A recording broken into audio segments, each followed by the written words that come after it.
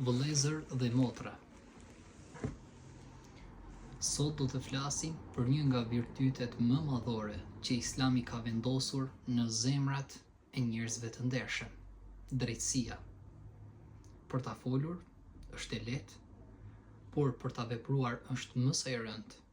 Allahu fuqiplot në Kur'anin e tij famëlar thot: Inna Allaha ya'muru bil 'adli wal ihsani wa ita'i dhil qurba ila akhiril aya. Pa dyshim se Allahu urdhëron drejtësinë, bamirësinë dhe ndihmë ndaj të afërmve. Profeti sallallahu alaihi wasallam në një fjalë të tij thot: tre tipare nëse i ke je prej njeriut që beson tek Allahu: të folurit drejt, mbajtja e amanetit dhe sjellja e mirë.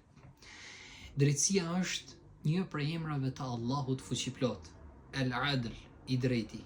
Këtë tipar duhet që ta bartë çdo besimtar apo besimtare muslimane. Nëse nuk ka drejtësi, s'ka as mëshirë dhe nuk ka as zgjidhje për shoqërinë tonë.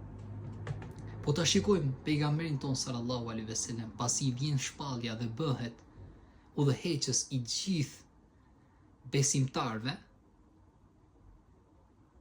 kur vjen rasti për të gjykuar një njeri që kishte bërë krim, të afërmit e tij i thonë: mos e ndëshko sepse është njeriu i afërmi joni. Por i dërguari i Allahut sallallahu alaihi wasallam thot: edhe sikur të ishte bia ime Fatimeja, nëse do të kishte vjedhur, do t'ja kisha prerë dorën.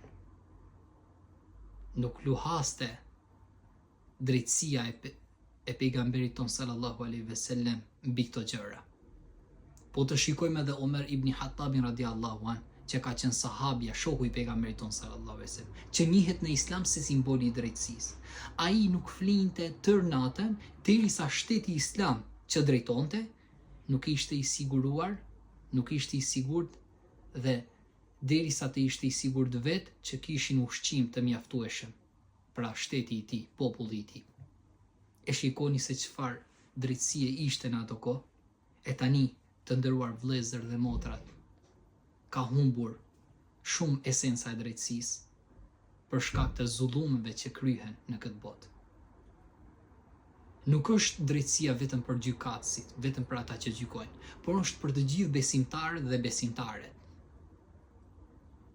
Të jemi të drejtë me familjen, të jemi të drejtë me veten tonë, të jemi të drejtë me shoqërinë që na rrethon. Dhe kur vjen puna që të flasim për të drejtën, ta mbrojmë të drejtën, duhet të jemi neutral. Allahu na bëf neve prej njerëzve të drejtë. Dhe kur ta shikojmë një padrejtësi, asnjëherë mos të heshtim.